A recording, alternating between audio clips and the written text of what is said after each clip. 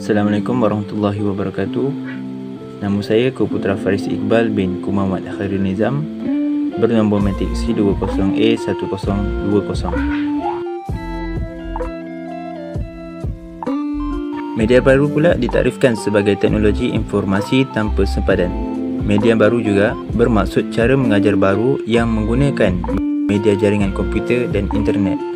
Media baru adalah istilah yang dimaksudkan untuk menerangkan kemunculan digital, komputer atau jaringan teknologi informasi dan komunikasi di akhir abad ke-20. Sebahagian besar teknologi yang digambarkan sebagai media baru adalah digital, bersifat jaringan, padat, mampat, interaktif dan tidak memihak. Media baru juga lebih dikenali sebagai teknologi informasi tanpa sempadan. Kemunculan media baru memberi impak yang besar terhadap kehidupan manusia. Media baru juga secara langsung telah mengubah pola kehidupan masyarakat, budaya, cara berfikir dan hampir segala aspek dalam kehidupan manusia. Perkembangan media ini mendapat tanggapan yang pelbagai, ada yang positif dan ada yang negatif. Media baru adalah media yang memiliki 3 sifat utama, iaitu integrasi, interaktif dan digital. Antara contoh-contoh media baru ialah internet dan web, personal computer, DVD, VCD, portable media player, mobile phone, video games dan virtual reality. Kita dapat lihat bahawa kemunculan media baru memberi kesan serta impak yang sangat besar kepada semua manusia, lagi-lagi pada era zaman moden serba canggih dengan teknologi kini. Secara tidak sedar, penggunaan media baru tampak lebih berkesan dan digunakan pada masa kini setelah kita semua dilanda dengan pandemik COVID-19. Hal ini telah mengubah segala aspek kehidupan masyarakat dalam segala hal seperti belajar, bekerja, membeli belah, berkomunikasi dan lain-lain. Apakah perubahan yang dapat kita lihat melalui media baru ini?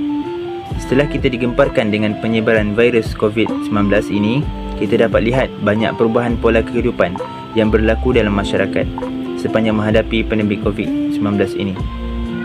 COVID-19 adalah penyakit berjangkit yang berbunca daripada virus corona yang baru ditemui. Penularan wabak COVID-19 juga telah memberi impak yang sangat besar kepada kelangsungan hidup, keselamatan dan kesihatan di dalam komuniti. Antara perubahan yang dapat kita lihat melalui media baru, perbezaan cara masyarakat membuat pembelian. Seperti yang kita tahu sebelum ini, semua masyarakat perlu membuat pembelian secara face to face, di mana pembeli harus bergerak ke tempat yang pembelian yang ingin dibeli oleh mereka. Sebagai contoh, pembeli perlu ke KFC, McDonald, Pizza Hut atau sebagainya apabila ingin membuat pembelian makanan tersebut.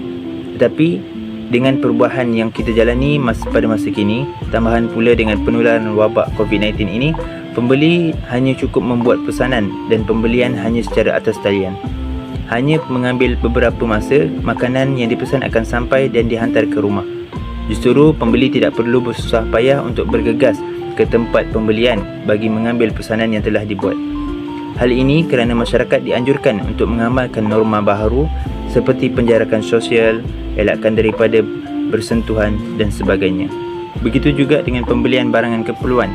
Kini banyak agensi perkhidmatan penghantaran seperti Ninja Van, Citylink Express, DHL Express dan lain-lain yang telah memudahkan pengurusan masyarakat.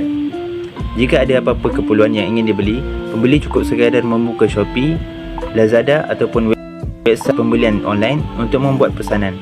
Hal ini akan menjimatkan masa pengguna ketika membuat pembelian. Masyarakat juga tidak perlu beratur panjang membuang masa ketika membuat pembayaran.